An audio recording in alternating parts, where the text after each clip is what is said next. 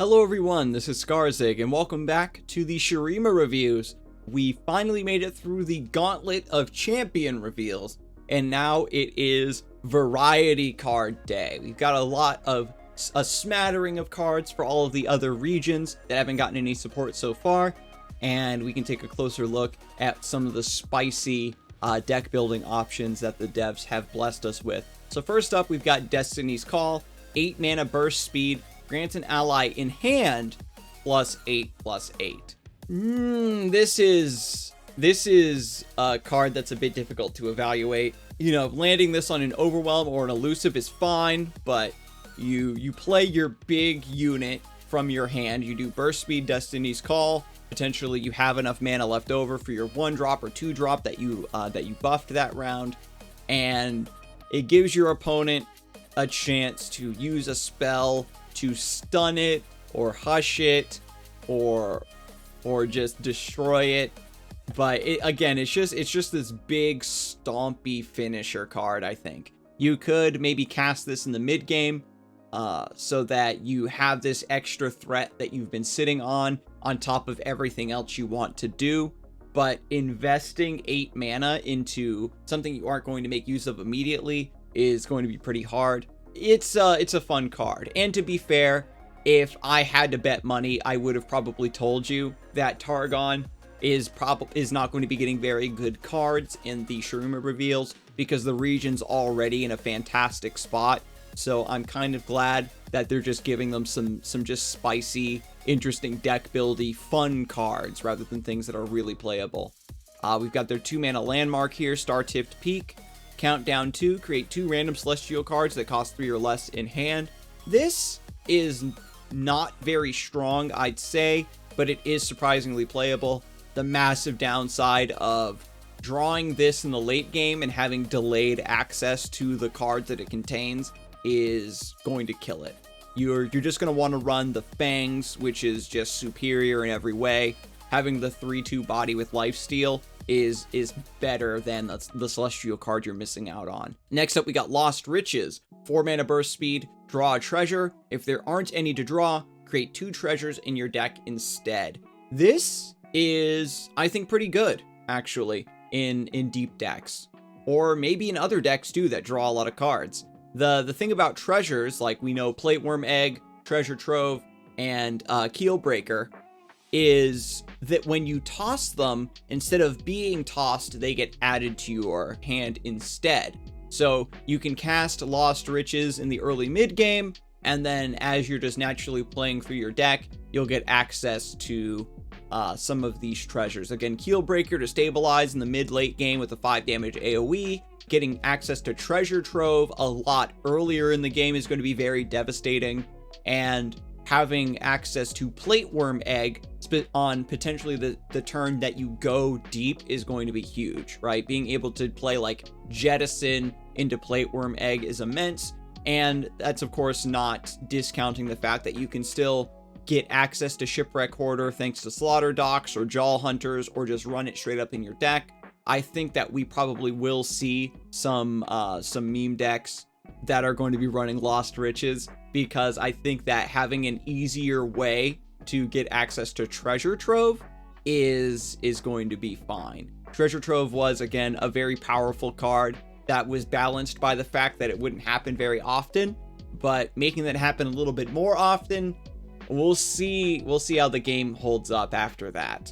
Next up, we've got from Bilgewater 4 mana, Loaded Dice. It's a slow speed spell for the rest of the game. When you damage the enemy nexus, nab 1. This is good. This is very good. It's like out of the way though, that you want to play this like as soon as you can in like the early mid game, but all the other copies you draw are going to be really bad. So it has such a powerful ability, but it, generally speaking, won't be able to see play because of that. There are perhaps certain decks like the Powder Monkey / Keg Control deck that does a lot of individual damage to the Nexus. You maybe run Loaded Dice as a one of, where sometimes you high roll it in the early game, and if you draw it in the late game, you can do Loaded Dice into Warning Shot or what have you and start nabbing enemy cards. So every once in a while, and we did see it very briefly during the Targon meta, where Nab sort of makes a guest appearance to exploit the fact that there's a lot of decks running a lot of good cards, but they're kind of bad at countering themselves, that Loaded Dice could make an appearance. And maybe, you know, there's a deck like TF Swain, for example, that maybe you could squeeze this in as a 1-of as well. We've got Shadow Apprentice here, a 1-mana 1/1 elusive from Ionia. When I'm summoned, grant me +1/+1 if an ally has Ephemeral. So the developers are trying to push Shadow Isles, Ionia Ephemeral thing a little bit more, but this card is really bad. A 1-mana 1/1 elusive, I guess, is okay. We already have Teemo, we have Prowling Cutthroat, we have Navori Blade Scout. Just the upside with this could be fine, but overall, I'm not buying this so far. Ionia, with the cards that we got added here, you can see Field Musicians, still is not a real region yet. 4 mana, Attune, right? So it does refill a spell mana, so it's kind of like 3 mana, 1/4. Each round, once you've summoned 3 other allies, refill your spell mana and draw 1. This effect is pretty decent. Fill your spell mana and draw 1. The ephemeral decks, you know, did suffer from kind of running out of fuel. They burned fast and hot, so to speak. They just burned really bright and tried to beat you up. And if you were to just barely stabilize, sometimes the Hecarim or whatever would come down just at the end to finish you off, or they had just enough Shark Chariots to get that damage through. But Field Magicians, being a unit that you want to keep alive and maybe is a decently statted blocker, could pay off for you. You need to have a good balance of your ephemeral units attacking the enemy while maintaining non-ephemeral units for defense. And Field Musicians, when you're summoning your Shark Chariots or you're doing your Haunted Relic stuff and you're summoning your other allies, refilling your spell mana, right? Basically making a few of your cards cost 0 and also refueling could pay dividends. The big issue with Field Magicians, of course, is that you have to play this on curve to start getting huge value out of it immediately. In the late game, it might be too late to play a 4-mana 1/4 because it doesn't have any like really strong effects when it comes into play other than the Attune. Next up is Production Surge.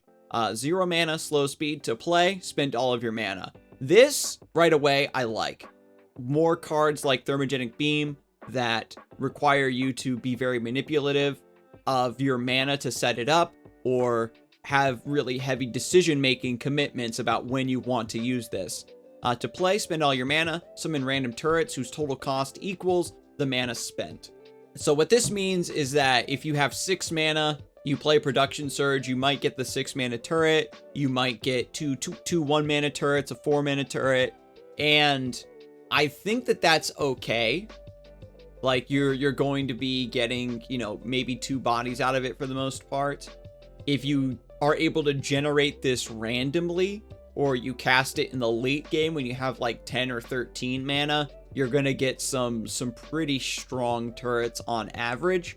Being able to just refill your board with 1 card is exactly the thing that Piltover might need as a finisher or as a way to stabilize in the mid game, like we saw with Elnux. Even though the stat line isn't going to be that great, sometimes after your opponent spent the entire game like trying to stabilize against your board, Production Surge coming through to save the day could be fine.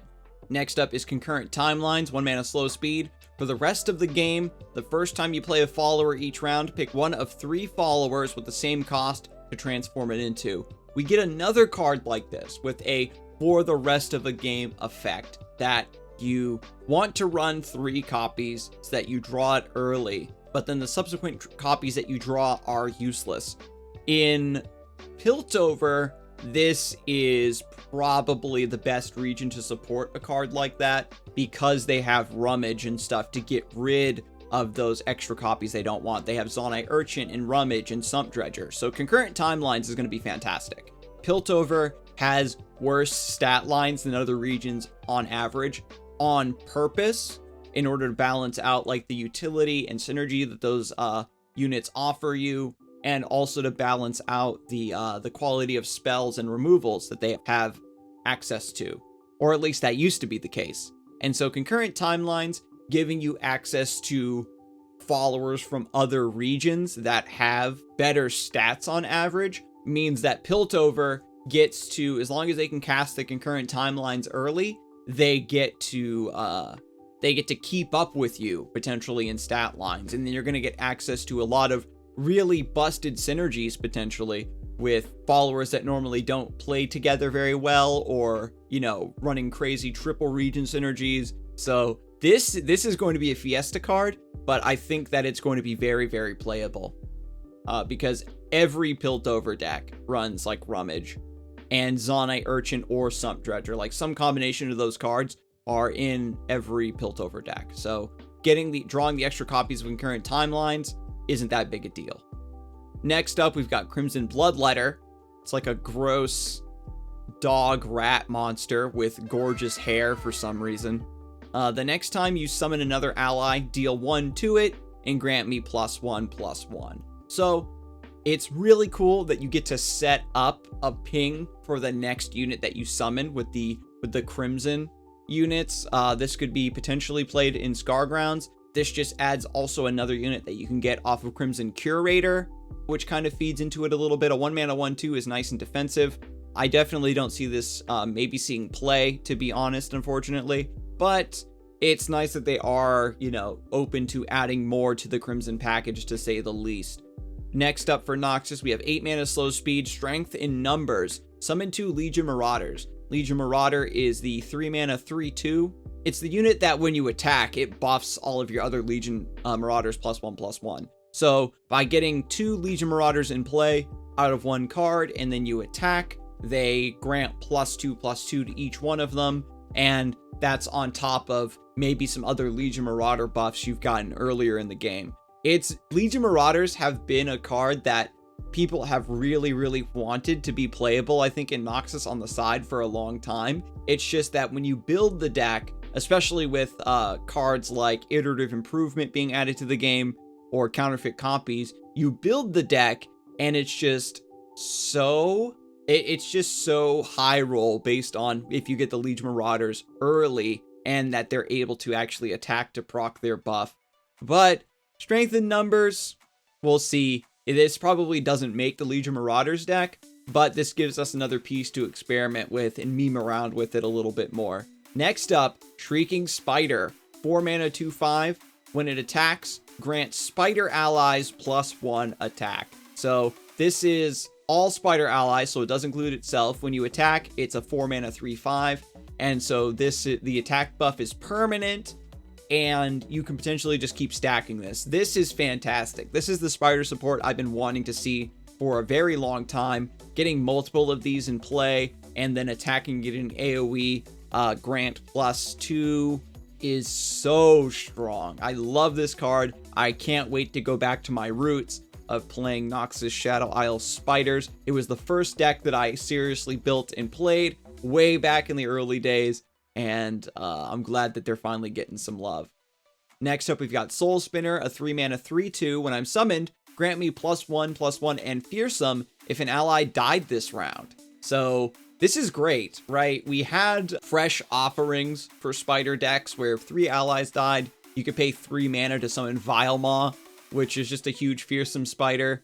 But having something that gives you a respectable power level, right? 3 mana 4/3 with fearsome, that's a lot easier to proc, is great. With spiders, you're going to be having one, because spiderlings are so fragile, your opponent's going to be destroying them with their removal spells, trying to stabilize a board against your onslaught. You're going to be using Glimpse Beyond to draw cards potentially. And so Soul Spinner, there are going to be some greedy lines where you can glimpse something and then play a couple Soul Spinners to beef up your attack, or you simply use Soul Spinners to reestablish your threat after you've cashed in your board. So this combo here is amazing. Definitely expect to see the good old Draven Elise deck really pop off at the start of the next expansion.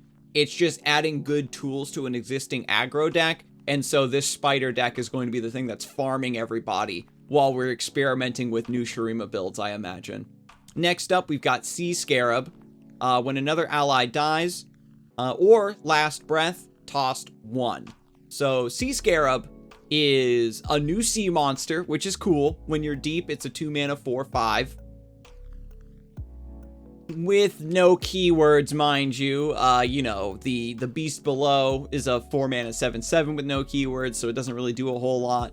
But, you know, it's not terrible to play in the late game. Like when you top deck a Thorny Toad in the late game, it's just like, oh god, it's a 1/4. Or there's certain matchups where Thorny Toad doesn't matter, or your opponent just ignores you and you never get the toss from it.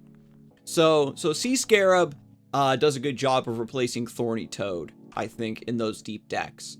This notably is going to be a slight nerf to Jaw Hunters and Slaughter Docks, so you have a little bit of a lower chance of getting those really powerful cards like Terror of the Tides and things like that. So, you know, they were going to add new sea monsters eventually, and it goes against a little bit of their theme to have like tiny units like this be sea monsters, but it's like just a gross deep sea larva thing that feeds on dead things at the bottom of the ocean, so it's kind of sea monster adjacent, and I'll take it. Next up, we've got Dragon Chow. 1 mana, when you play a dragon, it strikes me, and you draw 1. This card is really ambitious. If you run this card, you get some extra card draw, which Demacia kind of needs.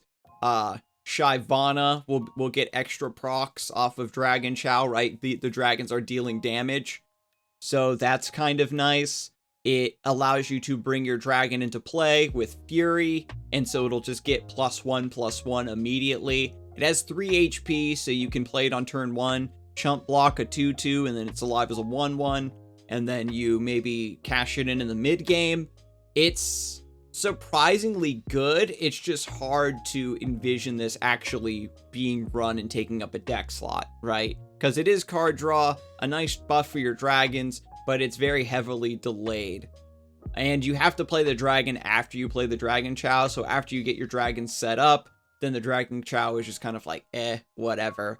But, you know, just because, if you draw this 1-drop in the late game is bad, is the argument that all 1-drops are bad, so who knows if this will be worth it. Herald of Dragons saw play for a little bit the way that, like, you play it in high roll, so maybe Dragon Chow is the same way, where it's just a 1-drop finally for dragon decks that you can high roll.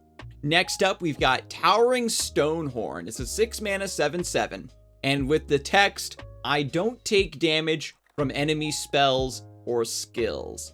This I rather like.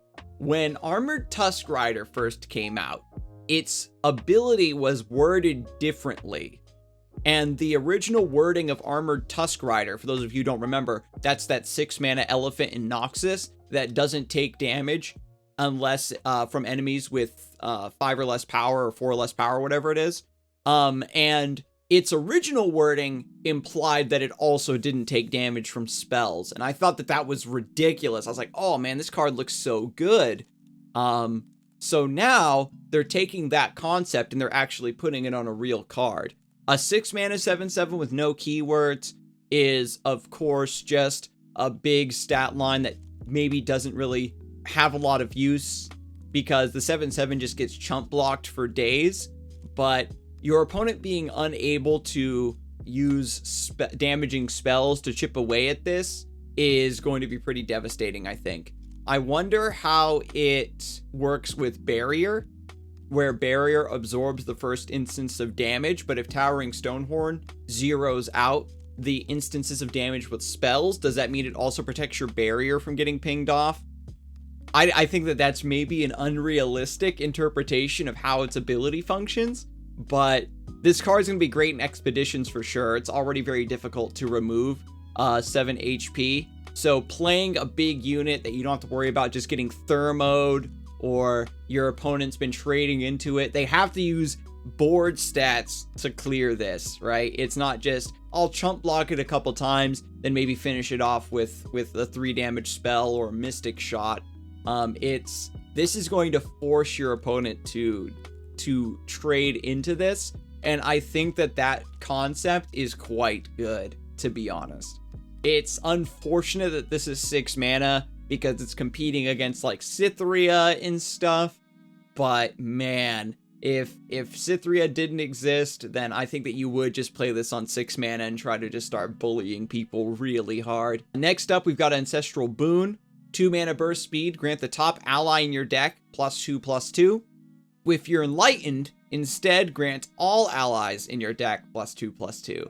The sorts of Freljord decks that want to play the enlightened game are the sorts of decks that don't necessarily have a lot of units in them, but the extra +2/+2 maybe does give like those overwhelm decks, like the overwhelm Freljord decks, that little bit of extra push they might need with that stat line. So it's hard for me to envision the sort of deck that wants a card like this, but the fact that Freljord is getting like these extra buffs is really hilarious. You can again just run this in those really cheesy mono Fiora decks where Fiora is like your only unit, so that Ancestral Boon is guaranteed to +2/+2 her, and then you entreat it out of the deck. Really sucks that they're trying to support that archetype, but there's some fun deck building stuff you can do with this, and I guess I'm for it.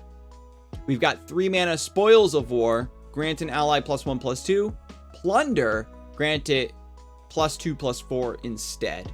So this is kind of hard to evaluate. 3 mana +2/+4 is kind of cool. Once you get up to this mana total, you're kind of looking at like Fury of the North anyway. I think for wanting to survive combat, you have access to Troll Chant to survive combat. So this card feels a little redundant to me. Freljord, I mentioned it earlier with Targon. Freljord's actually in a really decent spot right now, so they don't want to give them too many good things, especially with Lysandra coming out. I think it's important that they kind of try to keep Freljord sort of stable. And so these 2 cards are kind of fun. Again, they'll probably be great in Expedition and stuff like that. I wouldn't worry too much about these on the ladder. And so that is it for the variety cards. If there are some other like synergies or something that I'm missing with these cards that I haven't considered, or if there's a deck that you are looking forward to really abusing with one of these new cards, please let me know in the comments below. And I will see you in the next video to go over the next batch of Shurima reveals. Have a good one.